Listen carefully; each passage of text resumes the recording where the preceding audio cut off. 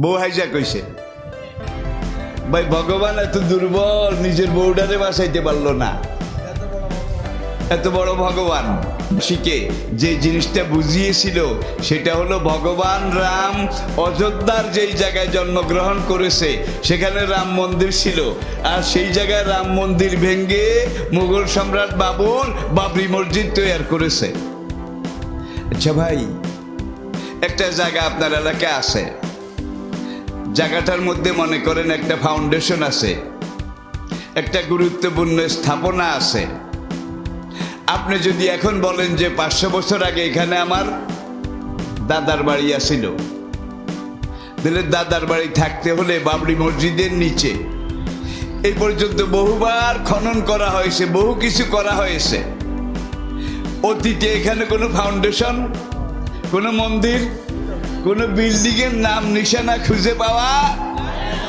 তারপরেও ভারতীয় supreme court হিন্দুদের পক্ষে রায় দিয়েছে, রামের পক্ষে রায় দিয়েছে। বাবরি মসজিদ ভাঙ্গার পরে সেই জায়গায় এখন রাম মন্দির তৈরি হচ্ছে। এখানে আরেকটু মজা আছে, আরেকটু শিক্ষা আছে, বলবো? অযোধ্যা নগরী, শুধু অযোধ্যা শহরে 17 জায়গায় 17টা রাম মন্দির রয়েছে। এগুলো ইতিহাস। অযোধ্যা শহরে 17টা রাম মন্দির আছে। প্রত্যেকটা মন্দিরে রামের পূজা হয়, ভগবান রামের। এবং সেই মন্দিরের ব্রাহ্মণ, পুরোহিত, ধর্মীয় নেতারা বলে ভগবান রাম এখানে জন্মগ্রহণ করেছেন, এটাই খাঁটি রাম মন্দির। বাকি 16টা মিথ্যা, মিথ্যা, ফলস। আবার ওই মন্দির আলাদা বলে ভগবান রাম এখানে জন্মগ্রহণ করেছে, ওরা সবাই। তাহলে একজন মানুষ 17 বার জন্মগ্রহণ করেছে 17 জায়গায়, এটা তো বিশ্বাস করার মতো কথা, ঠিক না? নোয়াখালীর লোকেরা বলে তোর কালো মিশা গড় মিশা। ভগবান রাম 17 বার অযোধ্যা শহরে 17টা জায়গায় জন্মগ্রহণ করেছেন, এটা বলতে বোঝা যায় যে আসলে রাম এই কথাটাই মিথ্যা, ডাহা মিথ্যা। এরপরে আসেন রাম ভগবান। আমি অসাম্প্রদায়িক দৃষ্টিকোণ থেকে বুঝার জন্য শুধু একটা উদাহরণ আপনাদেরকে দিচ্ছি। ভগবান রামের বউয়ের নাম ছিল সীতা। কি? মিথিলার রাজা জনকের মেয়ে সীতা দেবী। সে রামের কি ছিল? ভগবানের বউ, ভগবতী, রামের বিবি। খুব সুন্দরী ছিল, ইতিহাস বলে যেটা।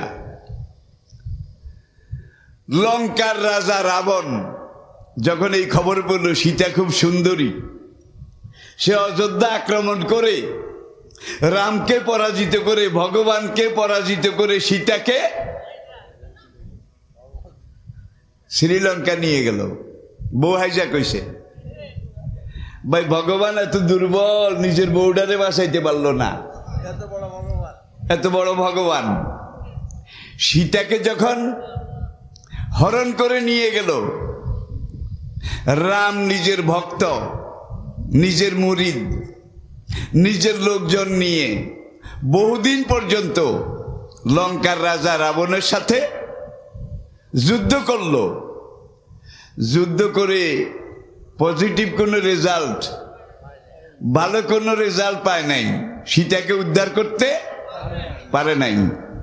পরিশেষে ভগবান রাম পাহাড় জঙ্গলের ভিতরে ঢুকে বান্দর আর হনুমান তাদের কাছে দরখাস্ত করেছে, আমি তো যুদ্ধ করে পারি নাই, বান্দর আর হনুমান বাবারা তোমরা একটু আমার হয়ে আমার বউটা উদ্ধার করে দাও। তখন এই বান্দর আর হনুমান তারা গিয়ে লঙ্কা আক্রমণ করেছে, রাবণের পুরী, রাবণের রাজপুরী আক্রমণ করে সেইটাকে আগুন দিয়ে জ্বালিয়ে এই হনুমানরা সীতাকে উদ্ধার করে আবার রামের কাছে এনে জমা দিয়েছে। যেই ভগবান এত দুর্বল, নিজের বউটা উদ্ধার করতে পারলো না, বউ উদ্ধার করতে গিয়ে বান্দরের সাহায্য নেওয়া লাগলো, সেই ভগবান বোধহয় এত ভক্তের সাহায্য করতে পারবে? ভক্তদেরকে বাঁচাইতে পারবে? বিপদ মুক্ত করতে পারবে? পারবে না। আপনারা নাঙ্গলবন্দের ইতিহাস অনেকে জানেন, ওই ঢাকা সোনারগাঁও নাঙ্গলবন্দ, যেখানে একবার গোসল না করলে জীবনের পাপ মাফ হয় না।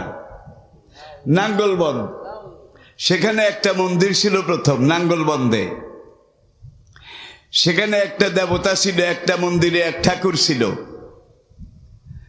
ভক্তেরা সেখানে গিয়ে গঙ্গায় নম জগত্তারিণী মাতো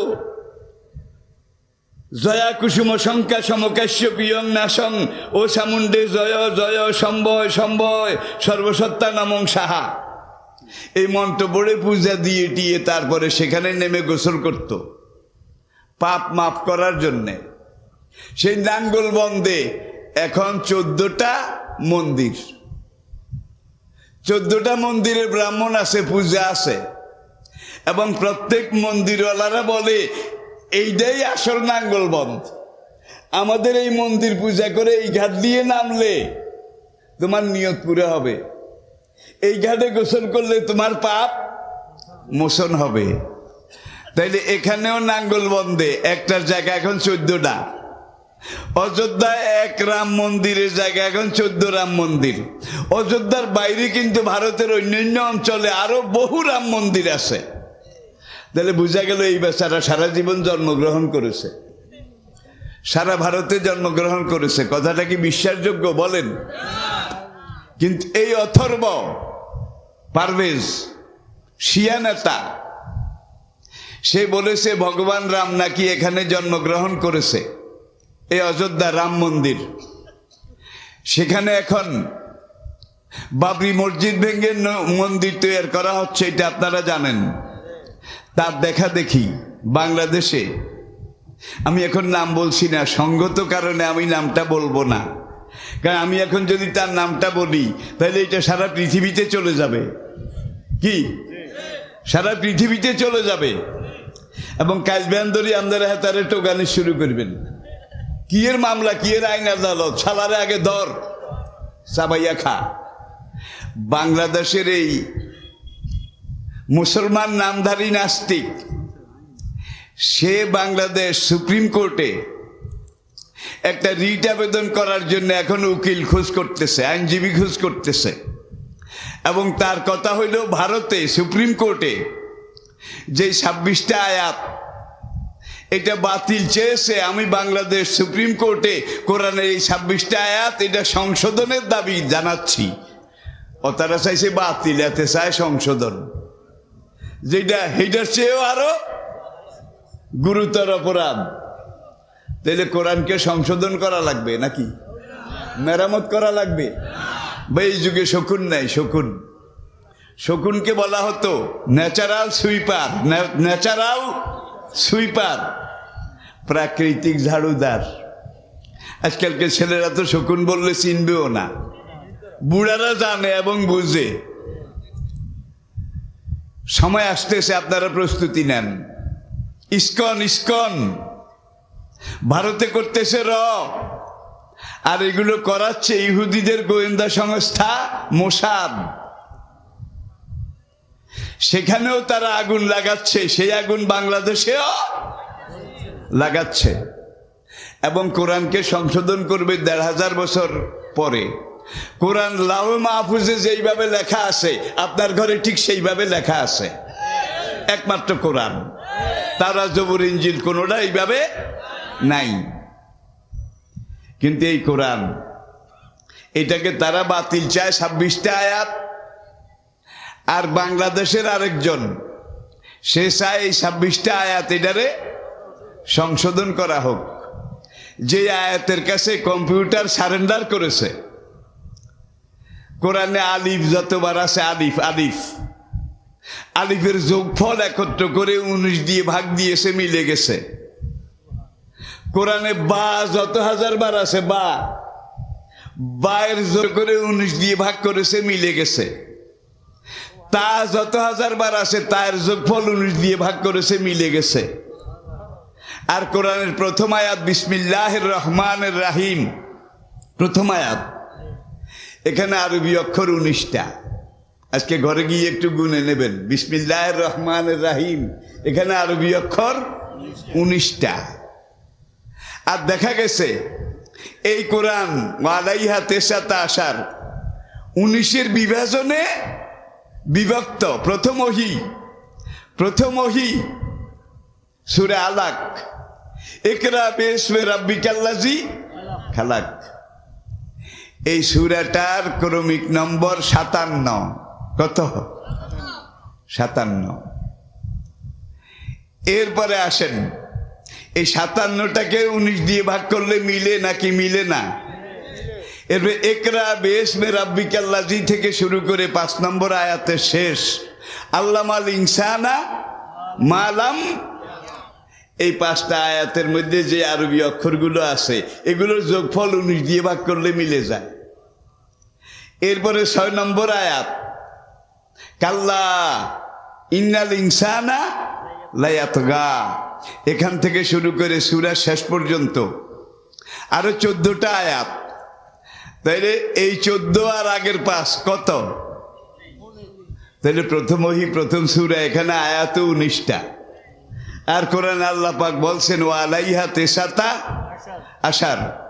আজকে পুরা দুনিয়া যেই কোরআনের কাছে সারেন্ডার করেছে, কেউ মানছে কেউ মানছে না, এই কথা ঠিক।